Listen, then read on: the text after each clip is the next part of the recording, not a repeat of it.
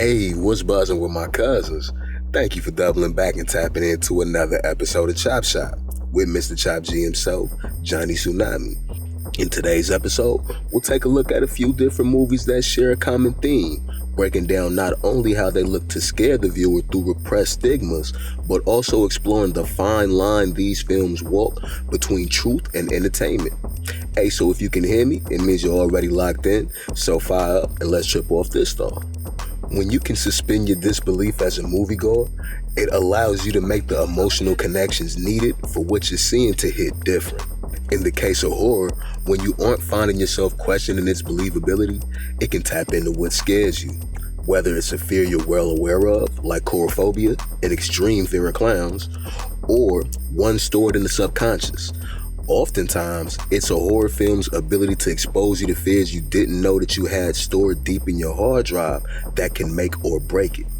In this episode, the films that we'll be taking a look at and breaking down are all tied into a subgenre that's left an undeniable mark on this era. A subgenre based around the root of all evil, money. As we examine these pieces, we'll be looking to answer whether or not the plots are designed to exploit our class-related fears, or if the real-life examples we can find prove that art often imitates life, hiding some grim truth about society in plain sight. In order to understand how these films can succeed at using money, or more specifically, class, to get under our skin, we have to understand how the subconscious is being targeted. On one end of the class spectrum, we have the super rich. For those that don't own burger boats and throw yacht parties in Saint-Tropez, what can lurk around the depths of the subconscious is the thought of the things old money bloodlines are willing to do to keep wealth in the family. From esoteric mating rituals at exclusive parties to flat-out blood sacrifices of family and friends. Nothing seems to be off the table when we hear about the debauchery that the ultra-rich are willing to do behind closed doors. The first set of films we'll examine are rooted in this perspective. 2019's comedic horror, Satanic Panic, and 2022's The Invitation. Both films explore the idea of the rich staying rich through bargains with demons, reminiscent of Faust, but an idea that has long since been speculated to be common practice in high society. Beginning with Satanic Panic, first-person perspective leads us through a posh neighborhood where we eventually make our way into a mansion and intrude a young couple's intimacy. As they panic to flee the house, the dialogue alone doesn't explain the severity of them being caught, but the lack of info is intentional at this point. This lays foundation for one of the movie's big reveals. From here, we meet the protagonist, Sam, whose first day delivering pizza is starting out lame as hell, having to use her last $5 as a deposit to use the thermal pouch needed to deliver hot pizza. She attempts to explain her gas situation to the owner, but it's no surprise that a man who symbolically worked as above so below and the all-seeing eye into his pizzeria logo wasn't going for it. She goes 0 for 3 in her deliveries, receiving 0 tips. The stinginess of the first few customers is important to the story's conflict, tips becoming the catalyst to throw her into the fold of the events that soon follow. Towards the end of her shift, there's a fat order going out of the delivery zone, an order that sounds almost certain to tip well. That is, until her co-worker runs down his last drop-off in the area. After getting stiffed on the tip, the co-worker explains that he broke into the mansion to tuck whatever he could find as payment, only to walk in on what he assumed to be a house full of swingers in action. Unknown to him, the group intimacy was a magic ritual centered around the act, a type of ritual popularized by the infamous occultist Aleister Crowley and his followers. The co-worker explains that after participating in the act, he managed to get paid by some of the other participants, chipping in to tip him. Now armed with this insight, Sam makes the long trip and delivers the order, only to once again receive 0 tip. Flat broke and now completely out of gas, Sam works up the courage to take her co-worker's advice and break in.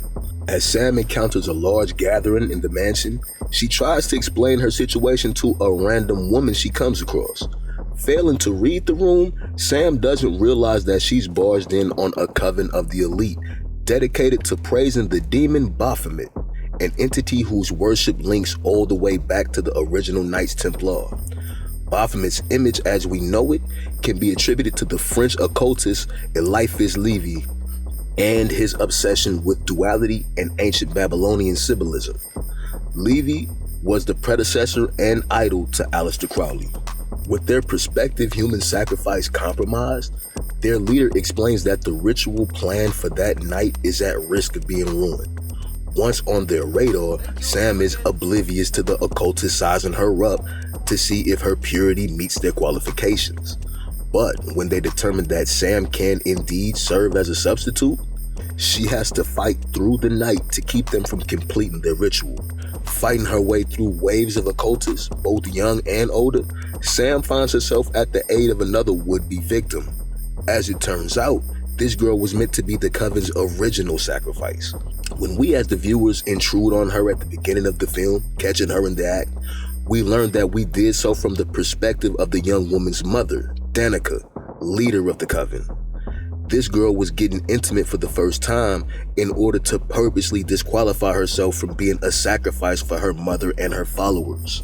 For this Coven, this night in particular is important for their ritual, being that it falls on the real-life Celtic holiday known as Beltane or Baltine. The spring celebration is named after the pagan entity Baal, who in contemporary times is also known as Moloch. Moloch is synonymous with the sacrifice of children. So the idea of Danica sacrificing her daughter on this night in particular begins to add up. Though this film is a comedic horror intended for creepy laughs, we can see tons of unfunny true beliefs and practices reflected in it. Now, it's a movie's job to give you some authenticity in order to get under your skin, and this movie came out during a time when the internet masses were definitely eating the subject up. But when that authenticity includes real holidays depicting real beliefs and real rituals associated with the holiday, are we then not to assume that there's also truth in the people that they depict participating in these practices? Even as the ritual was underway, the focus on the use of fire in the scene is also true to Baltine custom. During the May Day ritual, as early as May 1st and as late as May 6th, virgin women would jump the flame of the bonfire to be blessed by a child of the fire, representing a mockery of the Immaculate Conception. With this understanding, the fact that the Coven requires a virgin for their ritual makes much more sense when we learn that she wouldn't be used for a blood sacrifice, but instead as a host to impregnate with Baphomet itself. Their commitment to Baphomet being how they acquired their wealth and power.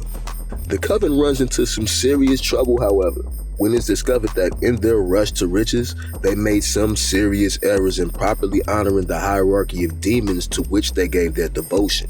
When another demon arrives proclaiming to be the biggest meanie of them all, it's because this movie's Samaziel is meant to be a depiction of the real archdemon Samyaza.